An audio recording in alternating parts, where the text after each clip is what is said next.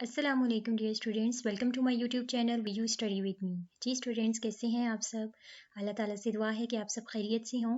आज की अपनी इस वीडियो में हम physics 101 lecture number 2 kinematics discuss करेंगे। और जैसा कि आपको पता है, ये हमारी लेक्चर वाइज एमसीक्यू सीरीज़ चल रही है। इसके अलावा और भी मैंने अपनी इसी चैनल पर काफ़ी मैं सब्जेक्ट्स की सीरीज़ आपको प्रोवाइड कर रही हूँ। उम्मीद करती हूँ कि ये सीरीज़ आपके लिए बहुत ज़्यादा हेल्पफुल रहेंगी। चलते हैं अपनी वीडियो की तरफ। आपका फर्स्ट एमसीक्यू है, the action of moving something from its place और पोजीशन इज नोन एज। ठीक है, या फिर डेफिनेशन एक और हो सकती है, the shortest distance between two points is known as displacement. ठीक है, यानी कि दो पॉइंट्स के दरमियान का जो शॉर्टेस्ट डिस्टेंस होता है उसे हम क्या कहते हैं? डिस्प्लेसमेंट कहते हैं। या आप इसकी ये भी डेफिनेशन कर सकते हैं, the action of moving something, यानी कि किसी भी चीज़ का मूव करना किसी जगह से या किसी पोजीशन से, ये क्या कहलाता है?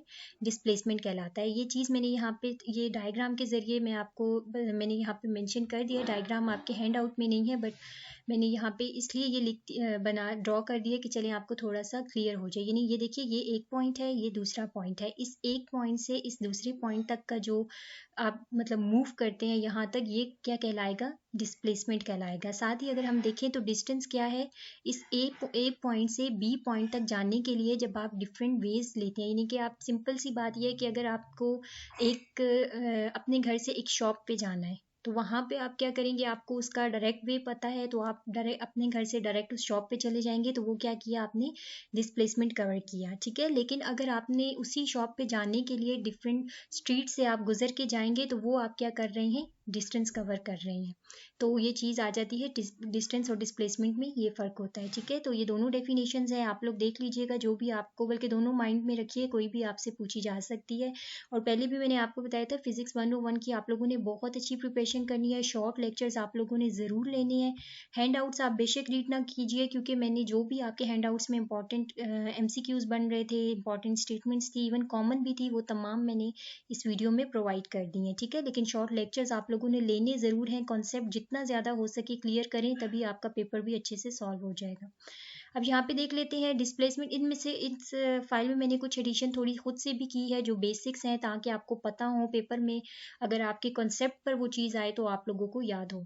अब डिस्प्लेसमेंट क्या है? ये वेक्टर क्वांटिटी होती है और इसके यूनिट क्या होते हैं? मीटर होते हैं। ठीक है, if the displacement is positive then the body is to right of the chosen origin, and if negative then it is so left. ये स्टेटमेंट आपने याद रखनी है। इसका शॉर्ट लेक्चर से जब आप कॉन्सेप्ट क्लियर करेंगे तो ये चीज़ आपको समझ आ जाएगी कि अगर डिस्प्लेसमेंट जो है वो पॉजिटिव है, सॉरी ठीक है, अगर डिस्प्लेसमेंट पॉजिटिव है तो बॉडी क्या होगी? राइट तरफ होगी, यानी कि ओरिजिन के राइट तरफ होगी। और अगर बॉडी की जो है वो सॉरी डिस्प्लेसमेंट अगर नेगेटिव है तो फिर वो क्या होगी? लेफ्ट साइड पे होगी ओरिजिन के। नेक्स्ट चलते हैं, if a body is moving with average speed V then in time T it will cover अ।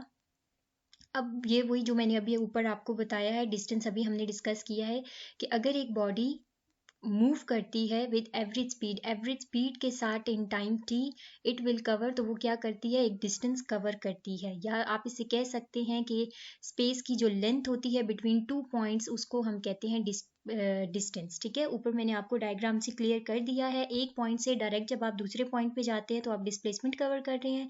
और अगर एक पॉइंट से दूसरे पॉइंट तक जाने के लिए आप डिफरेंट वेज जो है वो अडॉप्ट करते हैं, मतलब स्ट्रीट में जाते हैं आगे पीछे इस तरह, तो वो तमाम क्या है, वो उसकी यानी कि लेंथ जो है वो क्या कहलाएगी? डिस्टेंस कहलाएगी। डिस्टेंस फाइंड करने के लिए फॉर्मूला होता है d equal to v t. V क्या है? स्पीड है, और टी क्या है? टाइम है। ये यहाँ पे मेंशन कर दिया है। फार्मूला आप लोगों ने लाजमी याद रखना है डिस्टेंस का, क्योंकि ये शॉर्ट जो आपका क्वेश्चन होता है 2 नंबर का, उसमें आपको एक छोटा सा न्यूमेरिकल दे देते हैं जिसमें आपको स्पीड भी गिवन होती है, टाइम भी गिवन होता है, और आपने जस्ट डिस्टेंस का फार्मूला लगा के आपने आंसर निकालना होता है। ठीक है, तो इसलिए आप लोगों ने फार्मूले बहुत अच्छे से याद रखने हैं। और अगर वहाँ पे आपको इस तरह हो जाए न्यूमेरिकल में कि अगर आपको डिस्टेंस मालूम करना है, फिर आप ये फार्मूला लगाएंगे, लेकिन अगर अब वो कहते हैं कि आपने स्पीड मालूम करनी है, तो स्पीड यहीं पे रहेगी, टाइम यहाँ आके डिस्टेंस के साथ डिवाइड हो जाएगा, यानी distance divided by time equal to speed. तो ये आपने माइंड में अच्छे से रखना है। अब डिस्टेंस क्या है? ये स्केलर क्वांटिटी होती है और इसकी यूनिट क्या है? Light year. ये आपने याद रखना है, ये इंपॉर्टेंट है, एमसीक्यूज में आ सकता है। ठीक है, आपके क्विजेज, आपके मिड टर्म, आपके फाइनल टर्म की प्रिपरेशन इंशाल्लाह बहुत इजीली इन फाइल से हो जाएगी। बस आपने इनको बहुत अच्छे से प्रिपेयर करना है। शॉर्ट लेक्चर ज़रूर लीजिए। ताकि अच्छे से आपका पेपर अटेम्प्ट हो जाए और क्विज़ेस भी। Distance covered in unit time is known as, अब यूनिट टाइम में जो हम डिस्टेंस कवर्ड करते हैं वो हमारे पास क्या होता है, स्पीड। ये तमाम डेफिनेशंस हैं, ठीक है, स्पीड की, डिस्टेंस की, डिस्प्लेसमेंट की, ये आपने याद रखनी है। अब हमारे पास स्पीड के लिए क्या फार्मूला होता है, वही जो देखिए ऊपर मैंने आपको बताया है कि अगर डिस्टेंस इक्वल होता है हमारे पास स्पीड इनटू टाइम, और अगर हमने स्पीड मालूम करनी हो तो टाइम वहाँ जाके ये डिवाइड हो जाएगा। तो हमारे पास अब यहाँ पे आपने स्पीड का ये फार्मूला याद रखना है लाजमी। स्पीड के लिए भी इसी तरह हो सकता है कि आपको डिस्टेंस दे दिया जाए, टाइम दे दिया जाए, और वो आपको जो शॉर्ट क्वेश्चन है उसमें पूछ लें कि आपने इसकी स्पीड फाइंड करनी है, तो फार्मूला आपने ये वाला अप्लाई करना है, ठीक है। नेक्स्ट चलते हैं, speed is a scalar quantity. अब स्पीड क्या है, ये हमारे पास स्केलर क्वांटिटी है and the unit of speed is metre, और यूनिट क्या होते हैं स्पीड के, मीटर पर सेकंड। ये भी आपने याद रखना है। ये जो यहाँ पे नेक्स्ट में छोटे छोटे नोट्स दिए हैं ये आपकी बुक में नहीं है, ये मैंने खुद से आपको यहाँ पे मेंशन किए हैं, खुद से मतलब कि जो आपकी बेसिक चीज़ें हैं वो यहाँ पे मैंने मेंशन कर दी हैं, ठीक है, ताकि अगर आपको पेपर में आए तो आपको ये चीज़ें पता हो या क्विज़ेस में।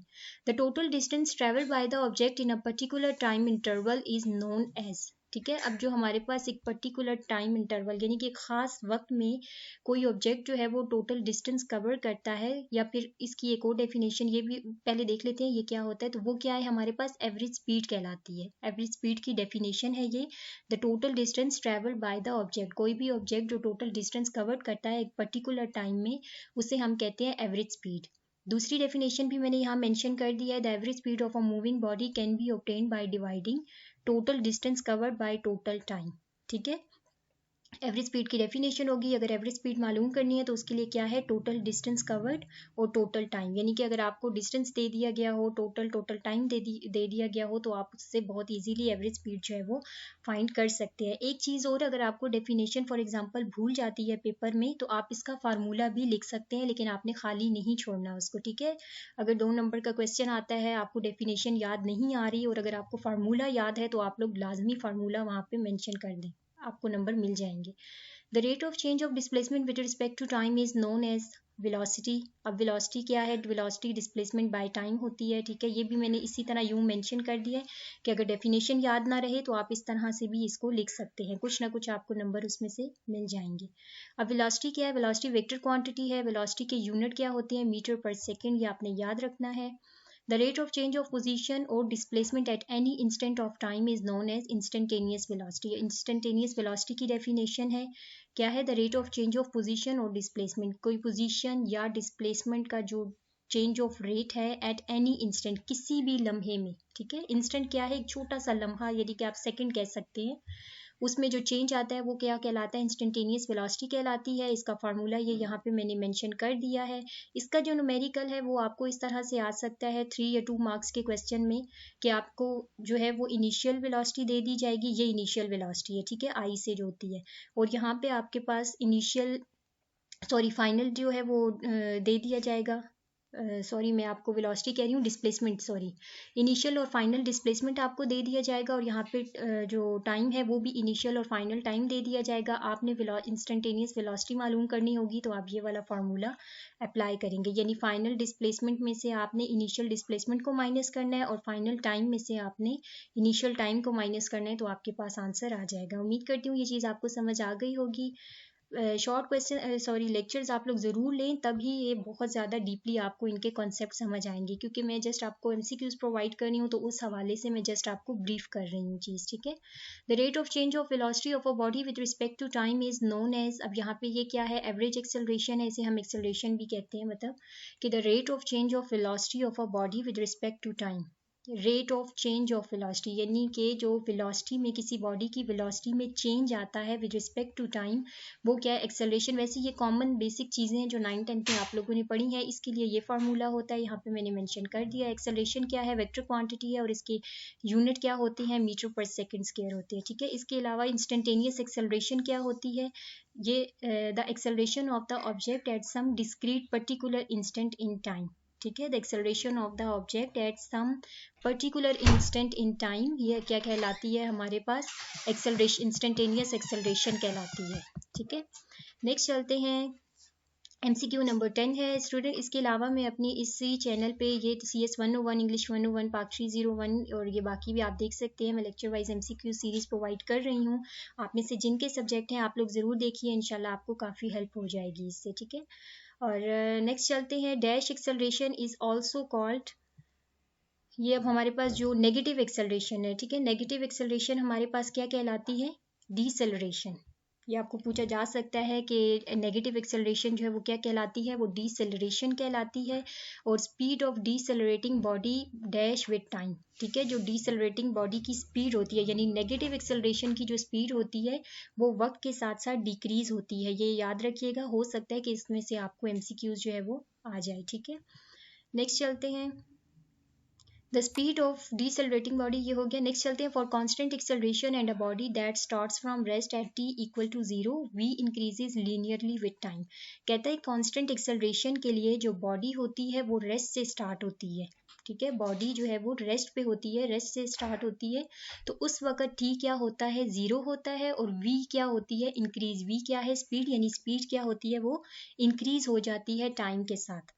तो इसे हम कह सकते हैं कि v डायरेक्टली प्रोपोर्शनल, यानी स्पीड क्या है? डायरेक्टली प्रोपोर्शनल है t के, और v इक्वल टू at, यानी यहाँ पे हमने इस डायरेक्टली प्रोपोर्शनल को हटा के हमने a लगा दिया है। और a क्या है? ये कोई भी कांस्टेंट है, ये चीज़ आपने याद रखनी है। If the body has speed v not and t equal to 0 then at time t v equal to at plus v not. ये मुझे इंपॉर्टेंट लगी थी, ये फुल स्टेटमेंट मैंने इसलिए लिख दी है, तो आप लोगों ने इसको अच्छे से समझ लेना है, ठीक है।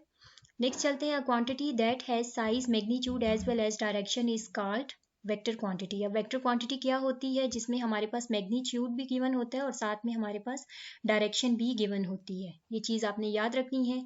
और वाइंड वेलोसिटी जो है ये किसकी एग्जांपल है? वेक्टर क्वांटिटी की। नेक्स्ट चलते हैं। If we denote vector r equal to X Y then R X equal to X R cos theta and R Y equal to Y R sine theta. Main चीज़ इसमें ये याद रखनी है कि जो x हमारे पास x कंपोनेंट होता है वो हमारे पास r cos थीटा के इक्वल होता है, और जो हमारे पास y कंपोनेंट होता है वो हमारे पास r sin थीटा के इक्वल होता है, ठीक है। अब ये आपने समझ के इसको याद रखना है, क्योंकि किसी भी तरह से स्टेटमेंट आपको दे सकते हैं और ये चीज़ आपसे पूछी जा सकती है ऑप्शन में। तो आपने याद रखना है जो x कंपोनेंट है वो r cos थीटा के इक्वल होता है, y component r sin theta के इक्वल होता है, और जो tan थीटा होता है वो y डिवाइडेड बाय x। तो y हमारे पास क्या है? r sin थीटा, और x क्या है हमारे पास? r cos थीटा, ठीक है। उम्मीद करती हूँ ये अच्छे से आपको समझ आ गई होगी। Next x square plus y square equal to r square, ये आपने याद रखना है। Two vectors can be added geometrically and algebraically, ठीक है, यानी कि दो वेक्टर्स को जो है वो हम ज्योमेट्रिकली भी ऐड कर सकते हैं, अलजेब्रिकली भी ऐड कर सकते हैं। If we choose axis then a vector is fixed by its component along those axis. ये स्टेटमेंट याद रखनी है, ट्रू है। कहता है अगर हम एक्सिस को चूज करते हैं तो जो हमारे पास वेक्टर है वो उसके कंपोनेंट्स के अलोंग, यानी कि जो एक्सिस के कंपोनेंट्स हैं उनके अलोंग फिक्स्ड होते हैं। नेक्स्ट चलते हैं। सम MCQs हैं ये, यहाँ तक जी स्टूडेंट आपके 17 MCQs बने हैं आपके तमाम लेक्चर में से। लेक्चर रीड करने की आपको बेशक ज़रूरत नहीं है, मैं अगेन कह रही हूँ शॉर्ट लेक्चर्स आप लोग ज़रूर लीजिए ताकि आपके ज़्यादा से ज़्यादा कॉन्सेप्ट क्लियर हों, क्योंकि फिजिक्स 101 का जो पेपर है ना वो कॉन्सेप्ट की बेस पे ही होता है। देखते हैं। The acceleration of a moving object at a particular instant of time is called instantaneous acceleration. ये डेफिनेशन ऊपर हमने देखी है। यूनिट ऑफ डिस्टेंस हमने देखे थे क्या होते हैं? लाइट ईयर होते हैं। ये तमाम MCQs आपके पास्ट क्विजेज में आए हुए हैं, ठीक है।